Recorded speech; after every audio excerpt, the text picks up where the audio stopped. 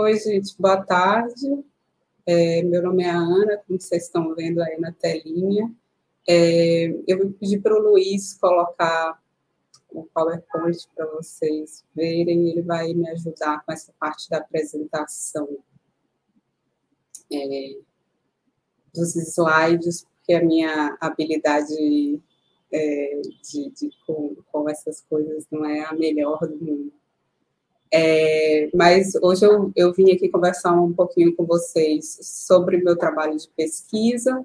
Ele se concentra na Alda Lodge, no trabalho dela com metodologia da aritmética, e eu quero trabalhar um pouco a ideia de internacionalização aqui com vocês, e essa ideia de conexão que eu estou chamando de Brasil e Estados Unidos, e é muito uma conexão entre Belo Horizonte e Nova York, a partir da trajetória da Alda, né?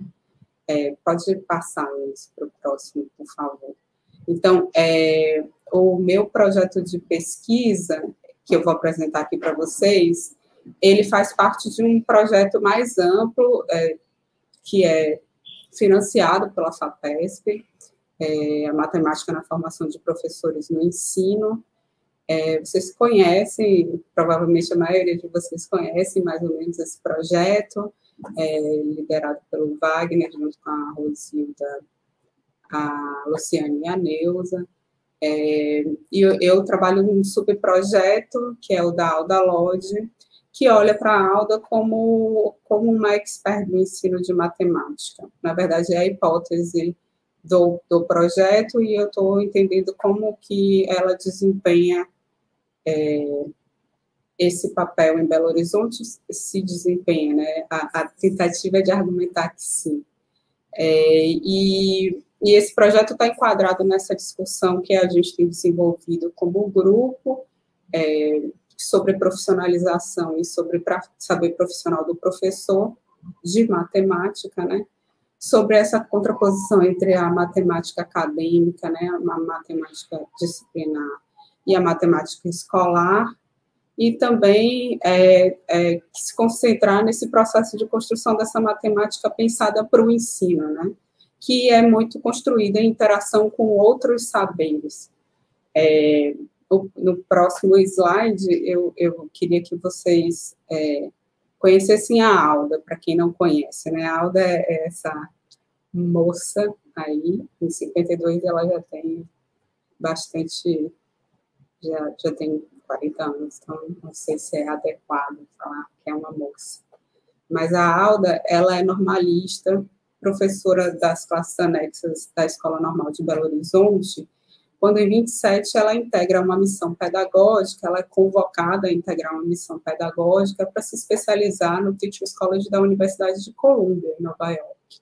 Ela, então, faz com essa missão, integrando essa missão pedagógica junto com outras 4 professoras, ela faz parte do projeto de reforma do ensino de Francisco Campos.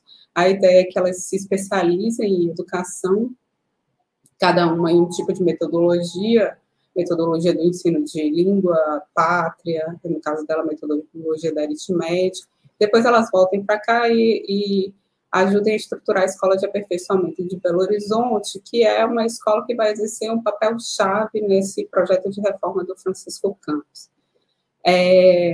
Ele está no contexto da escola nova, né? Ele está fazendo essa reforma com essa ideia de modernizar o ensino a partir das ideias da escola ativa, no caso de Minas Gerais. Tem umas contraposições entre a escola ativa e a escola nova que são desenvolvidas em outros trabalhos, que eu não vou me aprofundar aqui, mas... Então, a proposta é renovar o ensino olhando para essas linhas de pensamento educacional, e então é preciso formar os professores que já estão em atuação nas escolas de Minas Gerais, e a Escola de Aperfeiçoamento tem esse papel. Depois da Escola de Aperfeiçoamento é integrada ao Instituto de Educação de Minas Gerais, e Lodge vira diretora do curso em 51. Então, esse é o contexto e a trajetória geral dela, trajetória profissional, digamos assim. Próximo slide, por favor, Luiz. A proposta é que a gente trabalhe essa trajetória da Alda e a atuação dela com metodologia da aritmética, e também um pouco com geometria, e aí a Maria Cristina trabalha um pouco essa parte da Alda, a partir dos documentos do arquivo pessoal de Alda Lodge. Então, eu passei a integrar o projeto em 2019, e a proposta era que, primeiro, eu me familiarizasse com a discussão e depois eu visitasse o acervo, fizesse uma pesquisa lá para poder fazer o desenvolvimento da pesquisa, né? E esse é o arquivo da Alda. Na verdade, tem mais algumas caixas fora desse armário, mas essa é a visão geral que a gente tem do arquivo pessoal dela. É um arquivo que tem uma amplitude documental bastante significativa, apesar de parecer que não. Ele tem, é possível encontrar lá cadernos escolares das alunas de Lodge, programas de disciplina que ela ministrou, provas, então tem uma série de provas de 51 que é muito interessante trabalhar, exercícios das alunas, documentos administrativos, recortes de jornais relacionados à educação, correspondências que ela trocou, e aí, para quem quer saber um pouco mais sobre o processo de arquivamento, e desse arquivo de Alda Lodge, a Nelma Fonseca é uma boa indicação para entender tanto o conteúdo do acervo, quanto o processo de constituição do arquivo, que não é uma coisa muito, digamos assim, linear, como eu acho que a maioria dos arquivamentos, desses processos dos arquivos pessoais não é, em geral, não é. Então, no próximo slide, é que eu vou começar a falar um pouco da minha pesquisa. E aí, antes de tudo, eu queria falar que essa narrativa que eu vou fazer, para quem está longe do seu próprio arquivo, do arquivo que pretende trabalhar, eu acho que eu pensei um pouco nisso, né, nesse momento que a gente está, para pensar essas questões relacionadas ao fato de você começar uma pesquisa antes de ter acesso à documentação do arquivo. Foi um pouco que eu vivi com a Alda e vivi por pouco tempo, então é difícil de comparar com quem está vivendo isso agora. Mas eu vou falar um pouco disso para a gente pensar essas alternativas de pesquisa durante a pandemia, digamos assim, né? Primeiro, eu comecei, o meu ponto de partida foi o que eu tinha mais familiaridade, que era a formação no Teachers College da Universidade de Columbia, em Nova York, porque eu já tinha trabalhado um pouco no Teachers College, e eu fui olhar para que Teachers College era esse, da experiência de estudo da Alda Lodge, que cursos ela assistiu, qual era a oferta de cursos do ano dela e o que ela escolheu dentro dessa oferta. E para isso eu contei com a bibliografia de referência sobre a Alda, que já tinha o nome das disciplinas, então eu fiz um cruzamento de dados a partir de dados que já estavam levantados por outros autores, né? E nessa pesquisa, nesse primeiro levantamento, eu fui olhar para o Teachers College e o primeiro nome que me veio foi o do David Eugene Smith, que é muito importante para a educação matemática, para a história da educação matemática nos Estados Unidos, no começo do século XX, né? E como ele era professor do Teachers College, foi a primeira pessoa que eu quis olhar e ver como que ele tinha contribuído para a constituição desse curso, que é voltado para a formação de professor, supervisor e diretor, mas voltado para o ensino de matemática, né? E ao longo da pesquisa, eu percebi que é um ex-aluno do David Smith, que é a pessoa que vai se tornar significativa para a minha pesquisa, que é o Clifford Upton. O Upton foi professor de Lodge em 4 das 5 disciplinas que ela assistiu. Então, o meu recorte, eu sabia que ela tinha assistido, uma das disciplinas que ela tinha assistido, ela tinha anotação num caderno dela de aluna do Teachers College, porque eu tinha isso registrado em outros trabalhos. E aí, o que eu fiz? Eu sabia que o meu recorte é a partir dessa pista, mas eu não tinha acesso ainda ao caderno. E aí, o próximo slide, por favor. Então, por isso que eu trouxe aqui duas lógicas que elas começaram separadas e depois elas se encontraram. Porque os trabalhos sobre a Alda, eles me ajudaram a entender o que eu ia achar no arquivo, apesar de eu ainda não ter acesso a ele. Eu ainda não tinha viajado para Belo Horizonte. E aí, a partir dali, e dessas disciplinas, que outras fontes que eu podia consultar que estavam disponíveis online, né? No meu caso, o catálogo da Universidade de Colômbia me mostrava tanto a oferta de disciplina do ano, então, do ano letivo que ela estava, esse 28, 29, é o ano das anotações do caderno, né? E também eu podia consultar na revista do Teachers College os artigos escritos pelos professores de LOD. E aí eu fiz um recorte olhando e lendo os artigos desse professor, que era o Upton, que para mim era o que ia se tornar um dado relevante. E no final funcionou. Mas o que eu quero dizer também aqui é que essa narrativa que eu vou fazer, ela é harmoniosa do ponto de chegada, mas não necessariamente era no ponto de partida.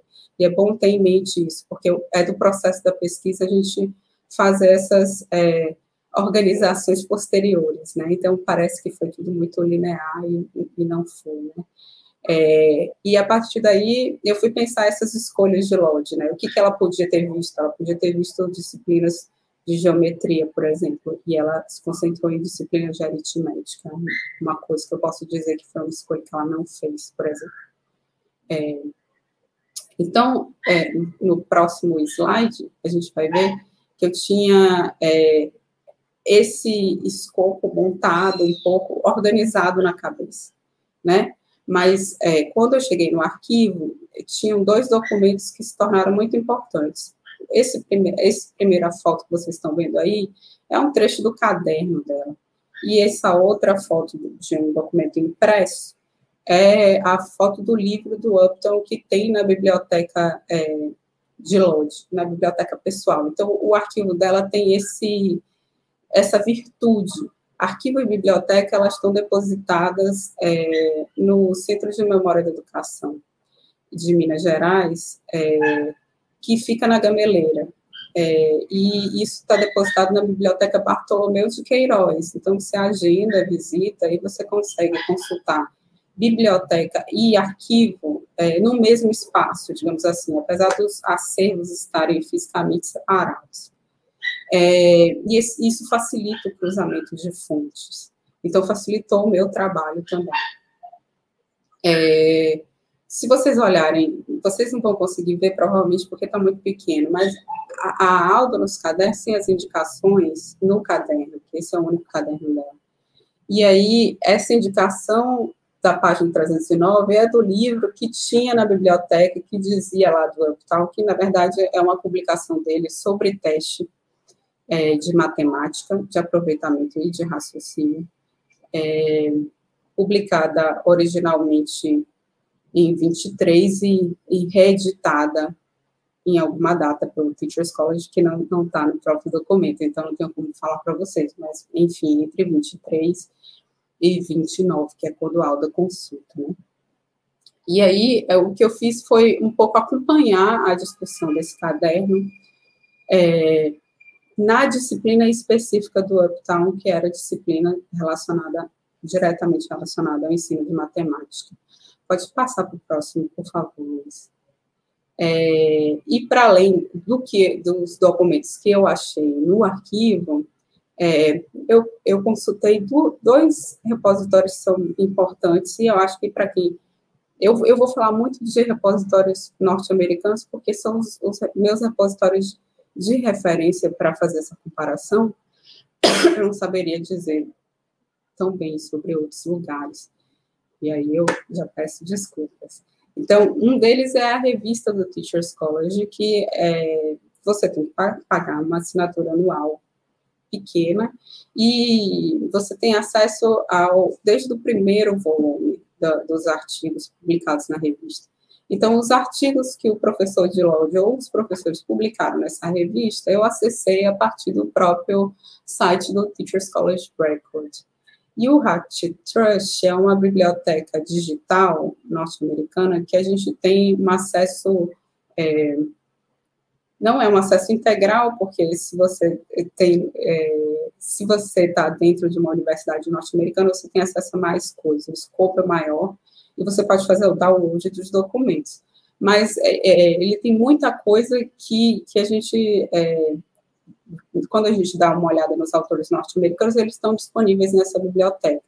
E eu achei livros que foram citados no caderno de Lodge nesse repositório. Então, quando vocês estiverem procurando, eu recomendo que vocês olhem o HatTrust, porque eu acho que livro é um bom lugar para achar. E além desses dois espaços que eu fiquei consultando, a hora enquanto eu estava no arquivo, a hora antes dessa consulta, são espaços que me ajudaram muito a pensar essas conexões entre caderno e leitura, digamos assim. O próximo slide é do Internet Archive.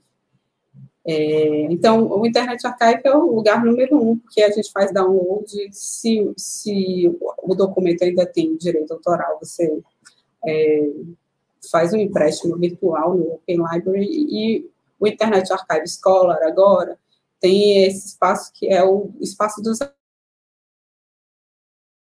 artigos, então a gente consegue mais coisa nesse outro repositório. Fica mais fácil de achar, eles separam melhor por data, a pesquisa é um pouco mais fácil para artigo.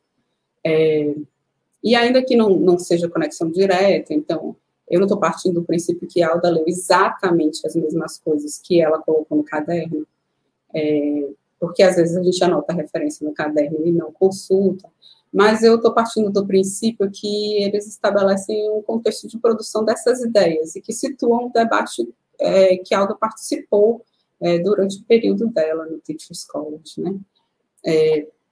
O próximo, por favor, Luiz. Luiz? Isso, obrigada. Do meu ponto de partida era esse. Eu precisava, obviamente, já tinha uma grande questão, que era a questão de se a Alda Lodge era mesmo uma expert da educação e que expertise era essa. E eu, dentro desse recorte, tinha uma outra pergunta, que era o que a Alda fazia com o debate que ela participou no Teachers College sobre o ensino de matemática. E fazer essa pergunta implicava em pensar nas questões relacionadas à internacionalização da educação, que estão muito bem explicadas e que são minhas referências, que é a ideia do Damiano Matashi, do Wagner, tem um artigo muito conhecido quando o internacional é nacional. E o Marcos Guimarães tem um dos cadernos do trabalho, que é de História Internacional, que ele fala bastante do Damiano Matashi. Então, também foi um bom ponto de partida para pensar esses circuitos e essas instâncias em que a internacionalização acontece. Quer dizer, esse debate sobre educação não é um debate local, porque as pessoas estão pensando em soluções para os seus próprios países e para as suas próprias realidades, mas eles também fazem parte de um debate que é internacional e em que as ideias estão circulando constantemente, digamos assim. E aí, a Alda faz parte de um circuito que se complementa, né? As viagens pedagógicas são complementadas pelas revistas pedagógicas, que são complementadas pelas palestras ministradas por esses professores, que se materializam em práticas de ensino e recomendações de práticas de ensino, em última instância, digamos assim. E esse movimento é um movimento de circulação, de tradução, e é tradução do idioma, mas é tradução também de sentido, e a apropriação dessas pessoas que estão olhando para essas ideias, pensando como essas ideias são úteis para o seu contexto educacional particular. E era um pouco isso que eu queria entender, como que a Alda pensou isso para o contexto educacional dela aqui no Brasil, em Minas Gerais. No próximo slide, eu vou falar um pouco da materialização desse percurso, né? Como é que isso se materializa? de forma geral, se eu precisar pensar em uma primeira dimensão da adaptação que Lodge e outros brasileiros vão fazer desse debate norte-americano, a gente vai estar pensando numa adaptação que está relacionada também aos níveis de ensino. Então, o debate norte-americano dessa época é um debate que lida muito com o ensino secundário. Então, o próprio livro do Upton, que eu fiz a comparação ali, trouxe na foto anterior, ele trata dos testes para as escolas secundárias, né? E é um debate também que, quando esse debate é desenvolvido no caderno, algumas experiências com métodos de ensino, eles são feitos em alunos, por exemplo, de quinta e sexta série, né? Quinto e sexto ano não é a mesma coisa mais, mas digamos, quinta e sexta série. Desculpa, eu tossi um pouco na apresentação. E a Alda Lodge, ela está focando principalmente no ensino primário, né? Então, tem essa primeira contraposição que eu posso fazer entre um debate norte-americano por excelência e um debate nacional, no caso da Alda. Então, por mais que ele esteja pensando questões que eu vou falar um pouco mais de raciocínio, de inteligência, que tem muito também a ver com um desenvolvimento de resolução de problemas no ensino secundário, a Alda vai fazer essa transposição para o ensino primário. E dentro desse universo de coisas, eu fiz um recorte, que é esse recorte dos problemas matemáticos, do ensino de problemas. Agora, o próximo slide, por favor. Então, diante desse grande universo de discussão, eu fiz um recorte dentro do recorte. E, então, dentro dessa disciplina, o que tem de discussão sobre o problema matemático? E, a partir dessa discussão, o que eu acho que está referenciado por Lodge no caderno e que fala um pouco do ensino de problemas matemáticos, né? E aí a ideia é fazer essa análise seguindo linhas, quer dizer, esse tema, ele atravessa, né, o caderno de anotações de Lodge, o livro do Upton, os outros livros que eu falei para vocês, que eu consultei, os cursos na escola de aperfeiçoamento, e daí a gente pode saber um pouco mais sobre isso. Na revista de ensino, lendo uma documentação sobre um curso que ela ministrou para o professor, lendo o caderno das suas alunas da escola de aperfeiçoamento, olhando para os exercícios dessas alunas, e também olhando para os programas de ensino que ela escreveu.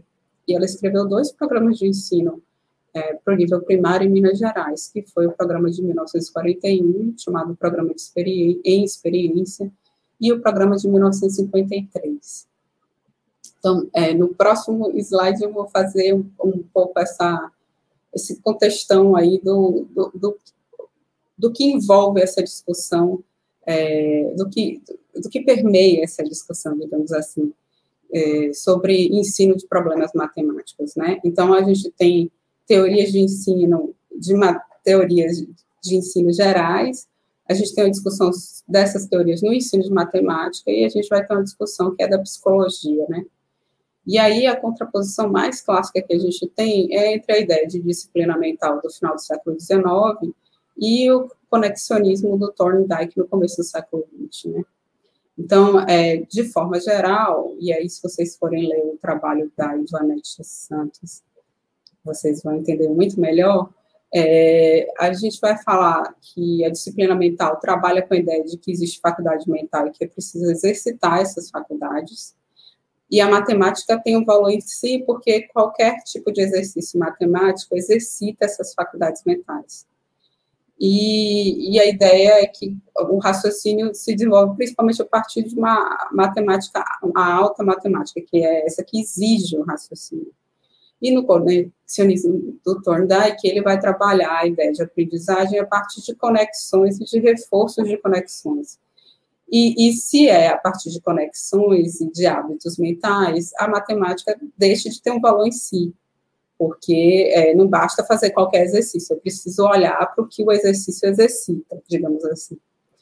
Então, é bom dizer que esse conflito ele não está resolvido, não é um consenso, e quando a gente vai olhar os livros, essas noções elas estão um pouco misturadas, né?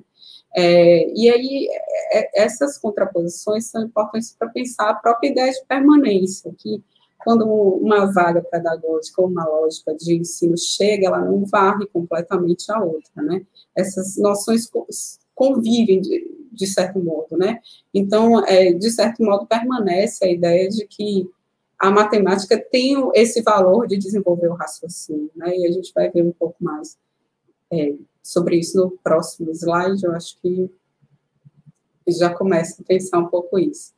Então, olhando aquele conjunto e olhando essa documentação de Lodge, o que eu tenho desenvolvido agora é a ideia dessa convergência entre essa discussão dos Estados Unidos e da Alda Lodge em Belo Horizonte, a partir do ensino de problemas, pensando qual é o idioma que eles compartilham, né? O que eles estão discutindo que tem em comum, que eu estou chamando de idioma compartilhado aqui. E por isso a ideia de tradução lá também é importante. Então, dentro desse idioma tem a ideia de raciocínio, então, que é preciso desenvolver esse raciocínio, essa capacidade de raciocinar. A ideia de hábito, a ideia de pensamento reflexivo, e a ideia de que é também papel da matemática desenvolver a capacidade do aluno de resolver problemas matemáticos. E aí o Uptal vai falar isso, dividindo a cálculo e a operação do cálculo, então, o maquinário da aritmética e a operação do maquinário. O Monroe, que a Alda Lodge cita no caderno dela, vai dividir cálculo e raciocínio, e o Thorndike vai falar em treino e conexão. De certo modo, o que eles estão compartilhando aí é uma discussão sobre a dimensão do ensino, da inteligência e do raciocínio.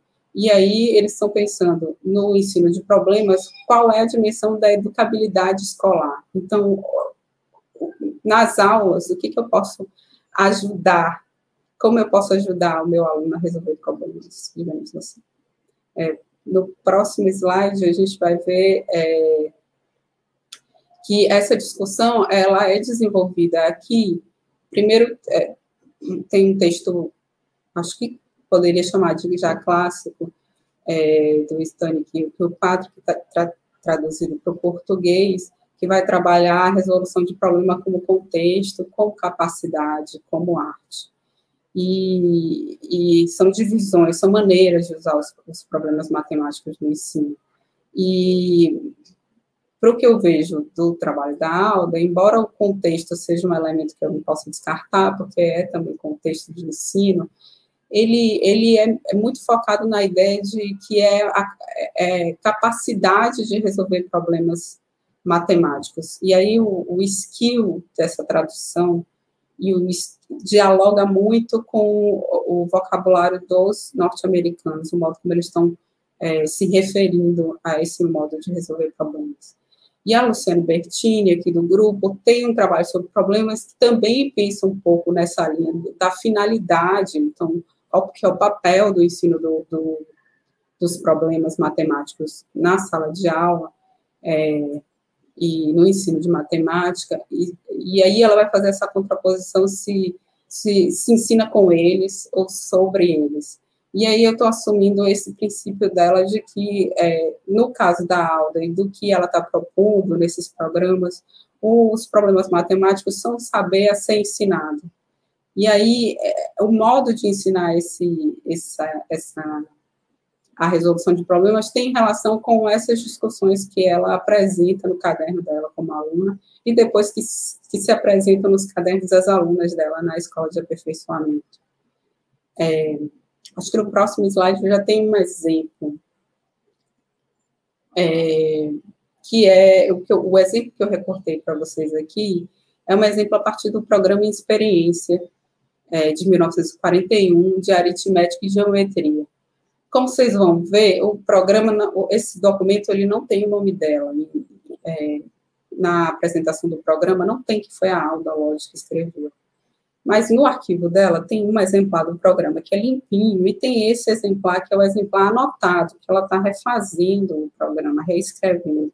Inclusive, ela menciona que esse programa é com orientações metodológicas, esse riscado do em experiência embaixo, e essa anotaçãozinha de lápis é como orientações metodológicas.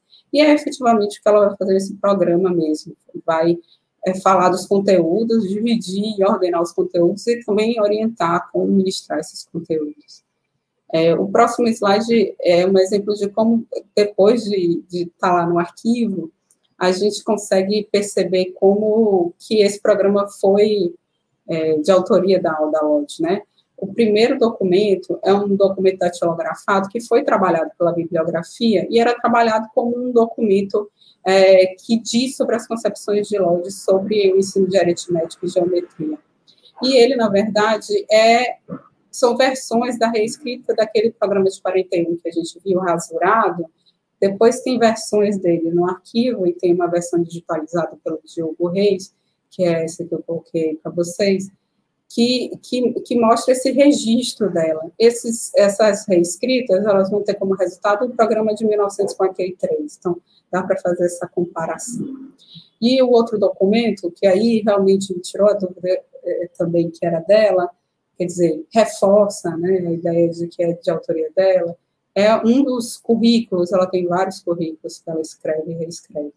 E um deles, ela é de 42, então um currículo que tem data no final, né, que ela assina, inclusive, e essa anotação de caneta que está embaixo é uma anotação que é ela dizendo que é autora dos programas de aritmética e geometria em vigor no Estado, e está tentando entender onde é que ela vai colocar esses programas, né, publicações nos itens do currículo, ela não sabe muito bem onde colocar. E aí tem essa setinha aqui. E aí a gente consegue ver que, então, o programa que estava em vigor era de 41 e, portanto, é o programa dela, escrito por ela mesma. Próximo slide, por favor. Então, a minha ideia, nesse momento, eu estou tentando, depois de fazer esse quadro de preparação, e olhar muito timidamente para o modo como os problemas apareciam no curso e um pouco no caderno e tentar lidar com isso, eu estou tentando fazer essa ponte para entender essa ideia de que o expert também sistematiza o conhecimento. Então, ele sistematiza um debate. Como esse debate está sistematizado no programa de 41 da Alba, né? E aí, por isso, o programa se torna tão importante para essa pesquisa aqui. E pensar como é que os problemas aparecem no programa de 41. E aí, a própria discussão de raciocínio, de capacidade de resolver problemas e de desenvolver o raciocínio correto estão muito presentes no programa, e eu acho que essa frase resume bem, que é a ideia de que encontram-se facilmente alunos que sabem a técnica das operações porque se habituaram a fazê-las, mas não tão facilmente se encontram aqueles que sabem quando e como devem aplicar as operações, porque não lhes foi desenvolvida a capacidade de compreender e interpretar as diferentes situações. Então, tem a técnica de operação, a capacidade e o hábito de fazer o cálculo, e a capacidade de compreender como operar. E aí, daí tem essa ideia de interpretar diferentes situações. E é a partir dessa interpretação que você seleciona o recurso aritmético que você precisa usar. Mas a Alda tem uma maneira de colocar isso de forma muito objetiva no programa dela de 41, que está no próximo slide. Nos objetivos gerais dela, ela vai ter a ideia do interesse. Então, toda essa parte do interesse que eu estou pulando aqui, eu estou pulando porque eu estou muito focada nessa parte da capacidade de resolução. Mas o interesse é parte integrante da fala dela sobre como os problemas devem aparecer e a relação com a experiência, né?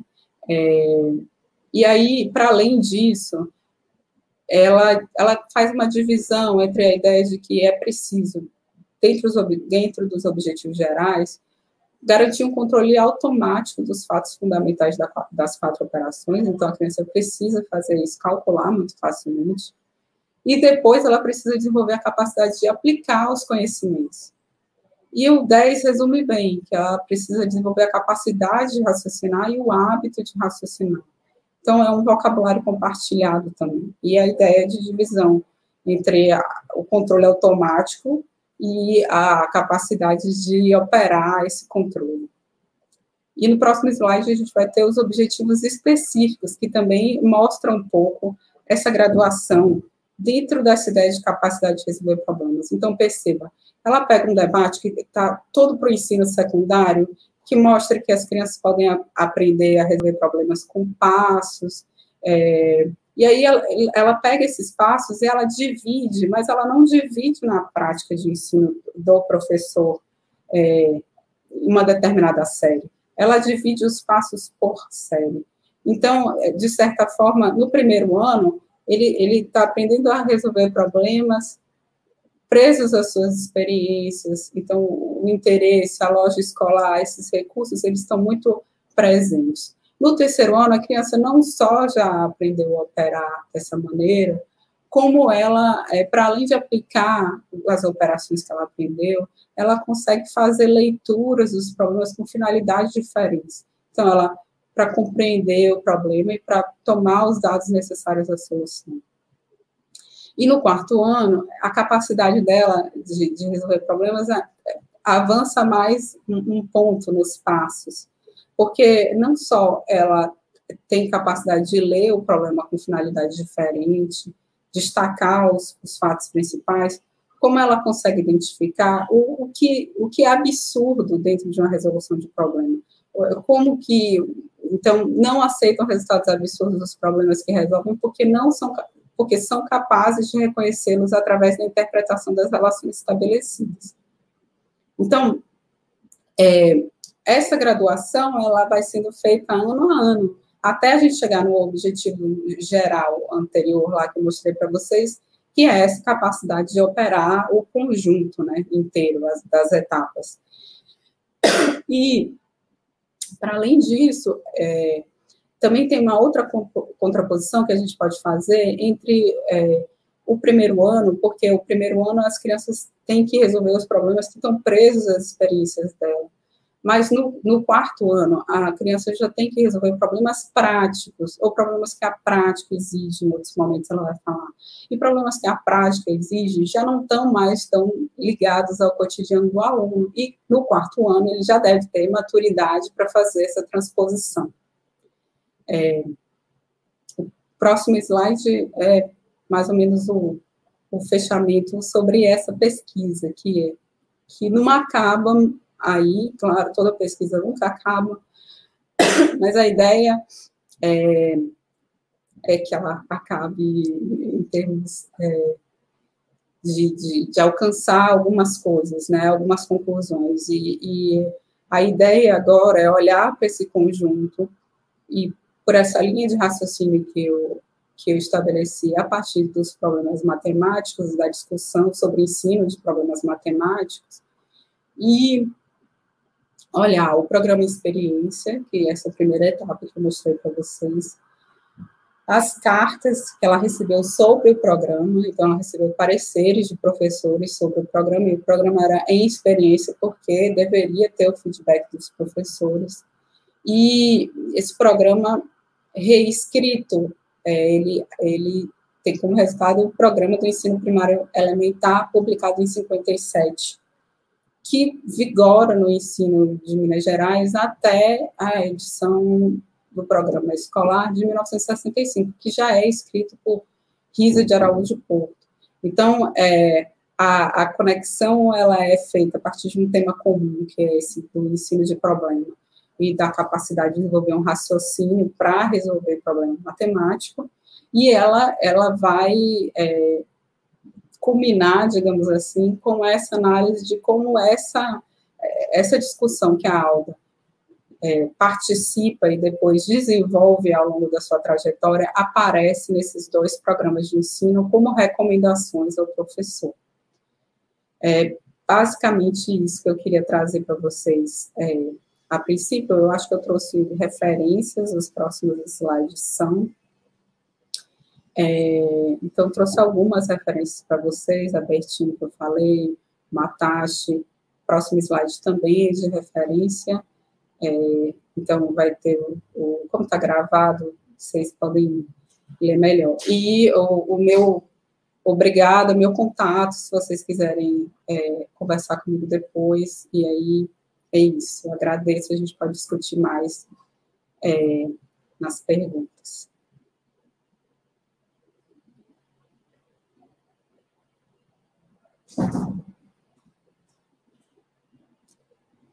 Deixa eu...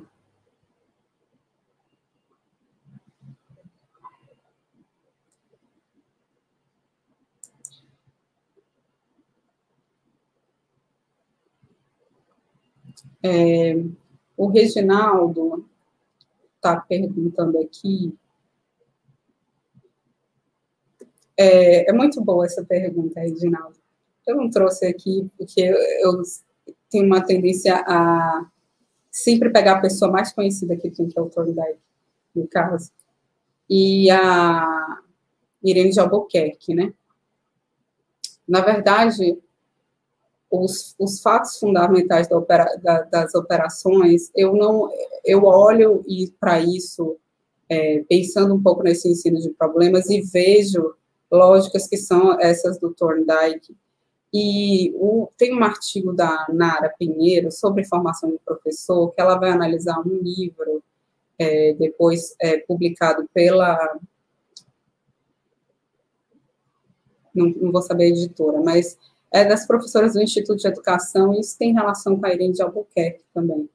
E nesse livro, a ideia também é essa mesma ideia da capacidade de resolver problemas, mais do que os problemas como ilustração, os problemas como contexto, digamos assim.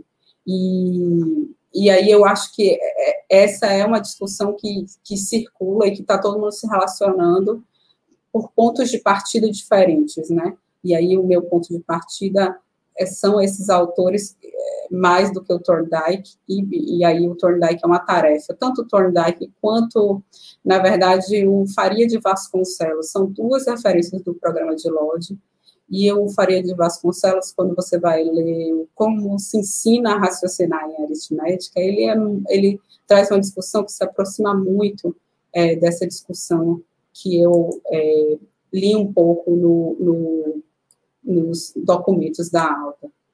Não sei se eu respondi, mas acho que também não consigo mais responder além disso.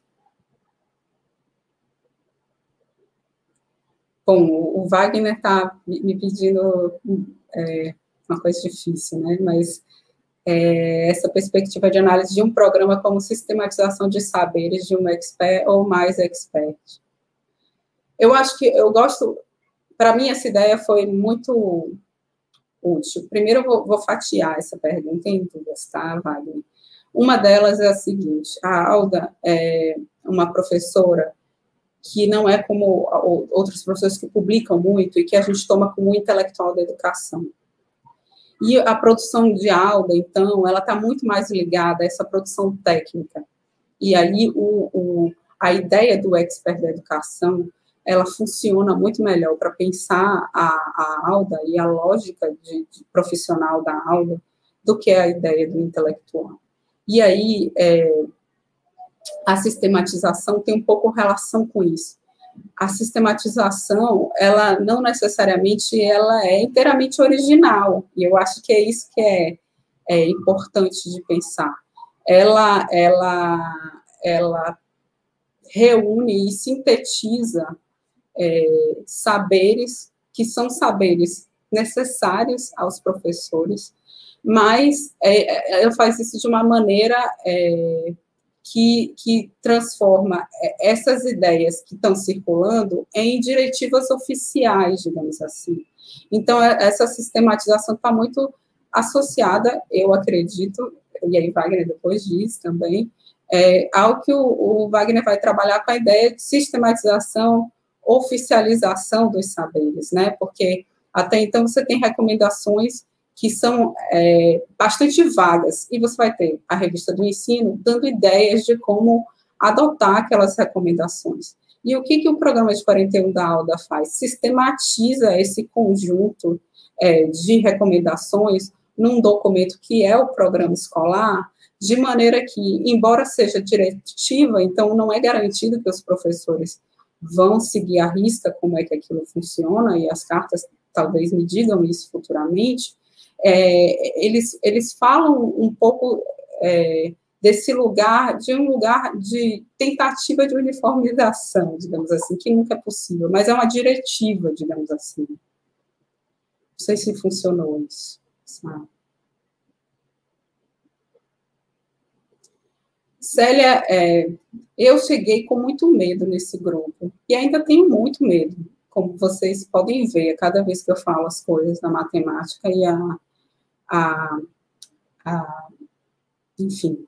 Então, eu tinha como, quando eu olhei para a proposta sobre a Alda, o que me consolava é que eu ia conseguir entender um pouco a experiência dela como aluna do Teachers College, porque eu tinha trabalhado um pouco no Teachers College. E a parte do ensino de matemática foi uma parte que eu aprendi com o GEMAT, inclusive em termos de ferramenta, de olhar para esses documentos e olhar para como esses documentos falam sobre a matemática do ensino, a partir de perspectivas como graduação dos conteúdos, que era uma coisa que eu não tinha muito domínio, e acho que ainda não tenho muito domínio. A ideia de que um programa de ensino, na verdade, as ordenações, elas contam muito nessas diferenciações. Como é que esses métodos de ensino que a gente estuda em termos de filosofia da educação, de escola ativa, ele se materializa em questões muito práticas, como a questão do ensino de problemas, por exemplo. Então, para mim, foi uma experiência muito, na verdade, uma experiência de formação mesmo. Eu estou fazendo atividade formativa aqui, falando dessa experiência de formação, de pensar o ensino de matemática, essa matemática que é escolar, e essa ideia de que, se você pensa a matemática para o ensino, ela já não é mais aquela matemática que a gente imagina que é a matemática uniforme de todos os lugares, a matemática da universidade, matemática pura, etc. Né? É uma matemática que considera a cognição infantil e que, portanto, tem que ser modificada em torno dessa compreensão. Né? Então, as coisas não têm o mesmo significado.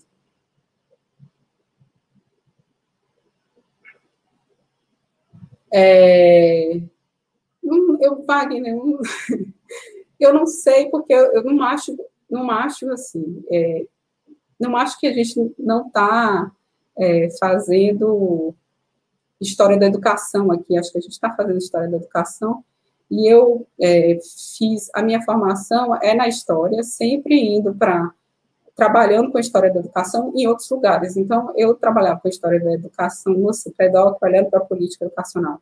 Trabalhei com a história da educação na Fiocruz, pensando relação com ciência, que aí a Nara também vai pensar um pouco isso, então um pouco naquela linha, pensando muito na psicologia.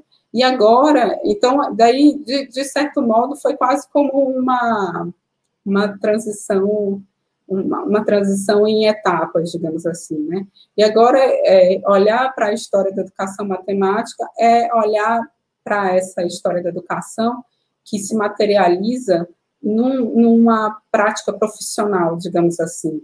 E aí, essa própria discussão de profissionalização e de saberes profissionais do professor, para mim, foram fundamentais para entender essa transição entre um discurso, digamos assim, porque são discursos sobre a educação, né? São maneiras de narrar a educação e a história da educação. Então, essas concepções foram muito importantes para eu entender que, dentro dessa perspectiva, é preciso apontar mesmo o que diferencia, quer dizer, uma pessoa que dá aula de matemática na universidade e uma pessoa que dá aula de matemática na escola, né, essa matemática escolar. Então, essa discussão, para mim, foi muito importante para eu fazer essa transição, que não é suave, mas a gente tenta.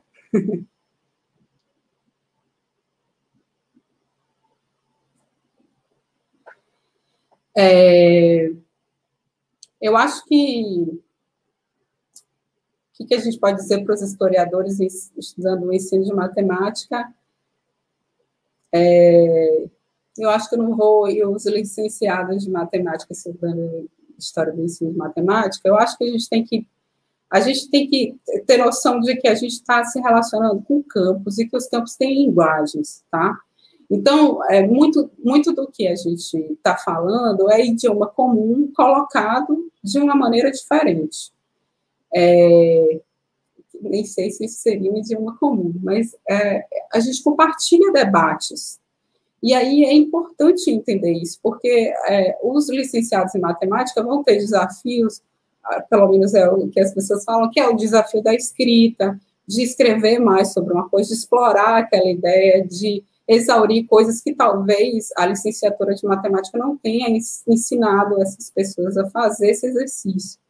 E, em contrapartida, a licenciatura em História, o trabalho do historiador, ele não necessariamente ensina a entender disciplinarmente certos debates, né? Então, até hoje eu tenho certas dificuldades com essa questão do raciocínio matemático, hábito. Então, esse vocabulário compartilhado que eu estou conversando com vocês, eu eternamente ainda tenho a impressão que alguém vai chegar para mim e falar, Ana, não tem nada, esse vocabulário está errado, o vocabulário. Então, acho que as inseguranças serão dos dois lados, e acho que também por isso que a gente precisa dialogar, porque é nesse diálogo que a gente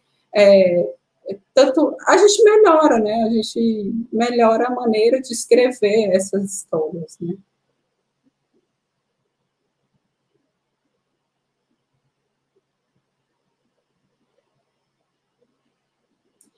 Sim, para os problemas aritméticos desse período da disciplina mental, eles não têm que ter necessariamente uma conexão com a vida real. Então, como a matemática em si, o exercício da matemática, ele já é uma virtude, não cabia o professor se preocupar se a criança conhecia aquele ambiente, se aquilo era familiar. Não cabia ao professor iniciar a criança naquela vivência, como, por exemplo, os professores depois com o conexionismo vão trabalhar a ideia de loja escolar. A ideia de loja escolar é a ideia de fazer digamos assim, um exercício que familiarize a criança com conceitos que, de outro modo, ela não necessariamente teria domínio. E aí, a partir disso, ela consegue estabelecer com mais sucesso conexões necessárias para que ela aprenda. Então, nesse sentido, o ensino é bastante diferente, me parece, de problemas aritméticos. E aí, a preocupação do professor na elaboração desses problemas é bem diferente, eu diria.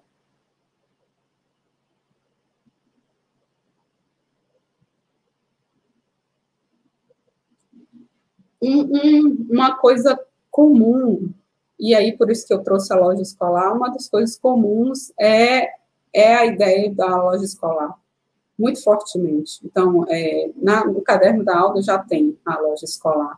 Ela coloca a loja escolar no programa dela de 41, trabalha a ideia da loja escolar com as alunas, e também a ideia do cálculo de juros. Então, essa ideia de que o cálculo de juros a criança aprende sem olhar o prazo, 30 dias, 60 dias, é uma coisa recorrente nas duas discussões. E aí esse cálculo aparece lá no programa, na quarta série, né? Nos programas americanos eu não sei onde aparece.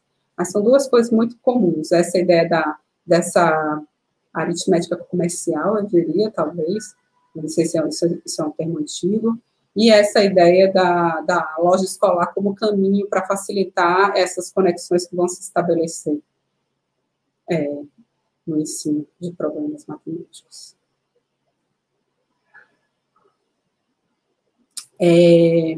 Na verdade,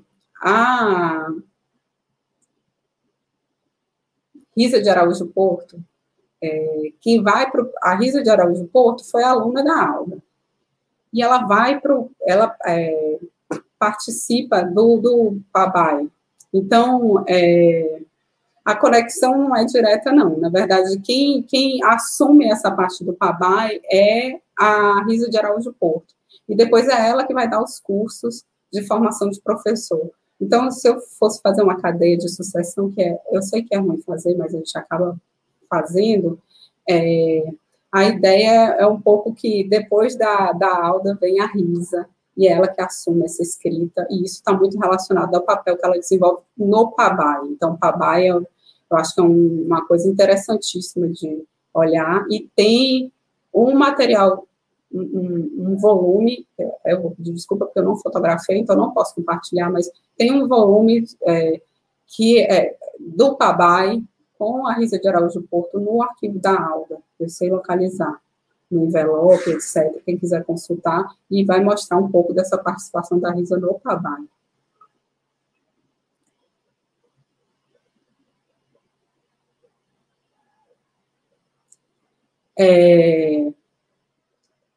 Os historiadores da educação pouco citam e se referem aos historiadores da educação matemática, o campo da educação matemática. Eu acho que tem uma coisa... tem uma coisa... Parte 1 é suspense, assim, mas tem uma coisa que é... Para que leitor a nossa pesquisa se destina aos historiadores, aos educadores matemáticos? Bom, eu vou começar pela...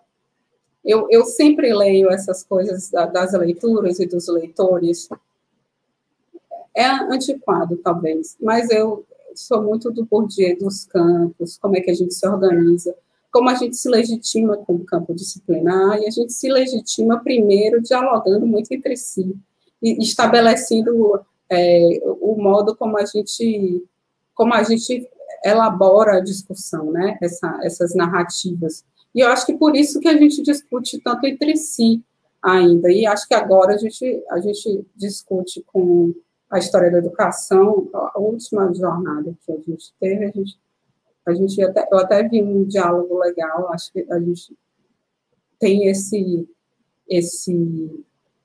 diálogo, não é completamente resolvido, é um diálogo em construção, mas acho que não tem muito a ganhar com o outro, digamos assim, né?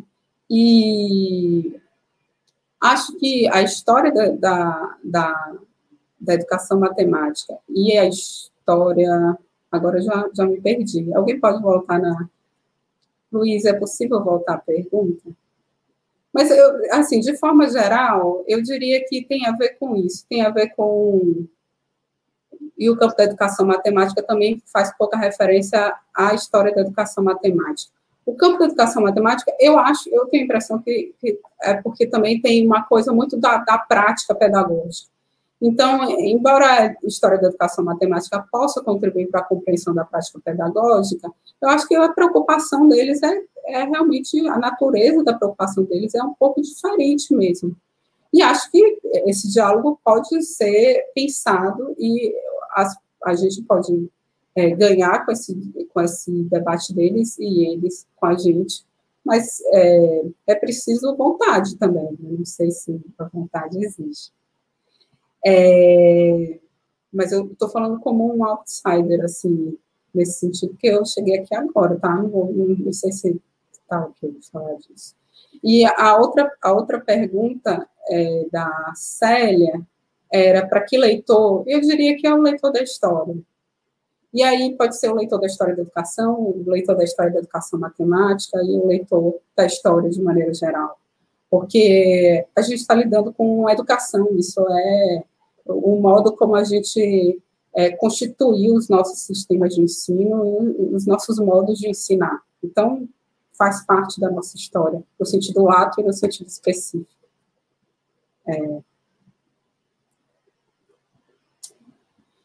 Então, essa era uma proposta que eu tinha no meu resumo, acabei não trazendo aqui como ilustração, e aí peço desculpas, mas acho que tem muita coisa que o Arquivo de Lodge oferece. Mas são os cadernos que foram trabalhados, mas foram muitos cadernos da década de 30, os 2 cadernos. Tem outros cadernos dela que podem ser de alunas dela, inclusive cadernos da década de 50, que podem ser. A minha paixão são as provas. Tem uma série de provas de 51, da Alda como professora de metodologia da aritmética, mas já no Instituto de Educação, e são, tipo, 30 provas, com 4 questões. Então, eu acho que é uma maneira de olhar para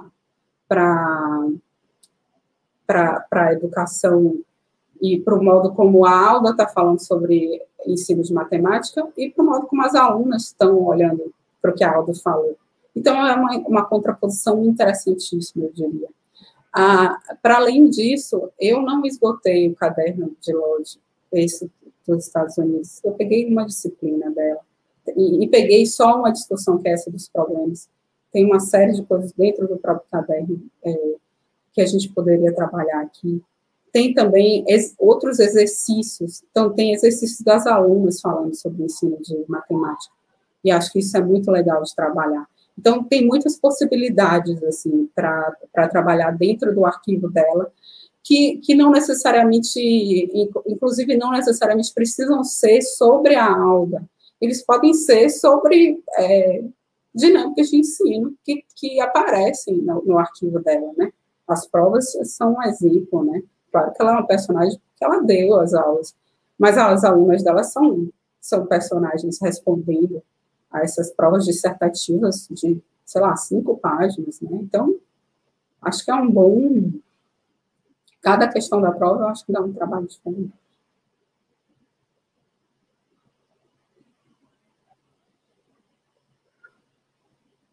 Na sua... matérias que precederam sua pesquisa no arquivo, catálogo, repositório. Na verdade, dentro desses repositórios, eu acho que tem muita coisa para a gente... como vocês perceberam, eu não sei responder muito bem coisas sobre o Thorndike, porque tem uma série de autores que estão discutindo o ensino de matemática que eu tive que lidar olhando para a Alda Lodge e fazendo experiências de ensino de matemática. Então, tem o Walter Monroe, tem o próprio Uptown, tem o Ralph Newcomb.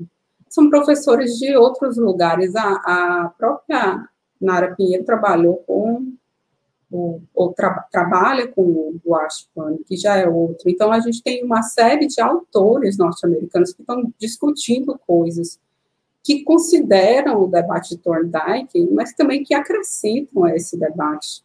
Então, eu acho que dentro desses repositórios a gente pode achar muita coisa. Inclusive, dentro do próprio Teachers College, tem o David Smith e tem um outro professor da Alda, que eu não olhei, que é o David Reeve, que também é professor dela numa das disciplinas que ela ensina, e que também é uma figura importante no ensino de matemática nos Estados Unidos. Então, é outro veio de pesquisa, digamos assim, para quem quer olhar para esses arquivos norte-americanos, aí, para esses repositórios.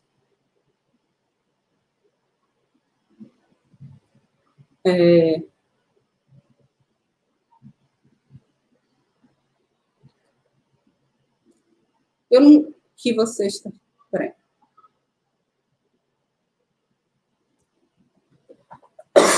Desculpa, gente, pela tosse.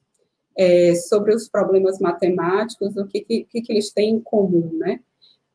Na verdade, a Alda fala muito sobre como devem ser os problemas matemáticos, mas ela tem muito poucos exemplos de problemas matemáticos. O que ela quer dizer que eu tenha consultado. Então, por exemplo, no programa da Alda, eu não tenho enunciado de problema, para eu te dizer uma coisa comum.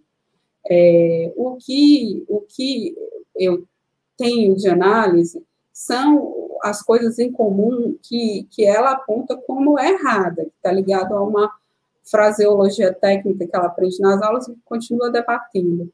que é essa ideia de que você pode usar nos problemas termos-chave que ajudam a criança a estabelecer essas associações e que, com o tempo, ela vai desenvolvendo essa compreensão de um vocabulário que está ligado aos problemas. Mas eu não consigo te apontar, eu sei que o vocabulário é esse, é quanto a mais, quanto a menos, mas eu não consigo te apontar tipos comuns de problemas, pela documentação que eu consultei até agora.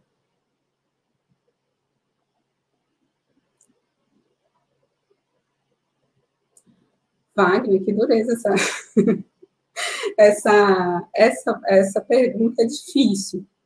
Eu acho que, primeiro, eu acho que eu me sinto cumprindo um objetivo desse recorte do projeto temático, que é esse de afirmar que a Aula é expert. Eu acredito que a Aula é expert, acho quer dizer, o desenvolvimento dessa análise dos programas vai apontar isso, que ela tem uma expertise que se materializa nesses programas, ela tem convocação, ela tem trajetória, e ela tem posição de campo para ser expert.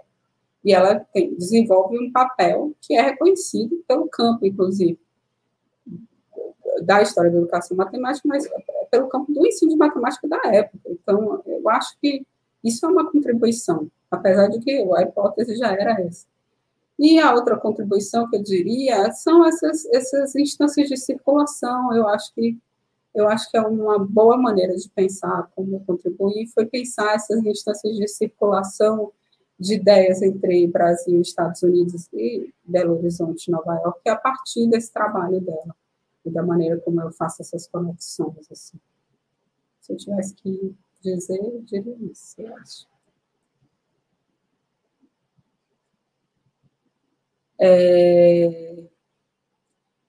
A Ivanete, que eu estou me referindo, são as questões que a Ivanete fala na tese dela sobre que questões estão envolvidas no ensino de problemas para Thorndike. Então, ela vai fazer essa contraposição do conexionismo e da disciplina mental, que eu expliquei para vocês lá, que falei que ela explica melhor, porque ela explica mesmo, e ela também vai dizer que ele está dialogando com essas noções de hábito, de construir um raciocínio a partir de vocabulários. Então, certas preocupações, para além da preocupação com o interesse e do cotidiano desse problema, como um problema significativo para a vida da criança, que é um ponto clássico do Thorndike, outros pontos aparecem como uma linha comum de raciocínio, que é, por exemplo, essa ideia da capacidade a partir de exercícios que consideram esse vocabulário técnico da matemática, por exemplo, quanto a mais, quanto a menos, etc. Então, é nesse sentido que eu trabalho um pouco as coisas que ela escreveu na tese. Obrigada, Ivone. Ótimo. Gente, então, eu acho que o Luiz já está me avisando. Eu queria agradecer a vocês pela oportunidade de estar aqui, de conversar um pouco com vocês. Espero que depois eu consiga encontrar vocês pessoalmente e discutir mais isso, um pouco sobre a aula, mas queria agradecer pela oportunidade de estar aqui, agradecer ao Wagner e à comissão que organiza pelo convite e a vocês todos por essa conversa aqui. Muito obrigada, gente. Acho que é hora de dar tchau.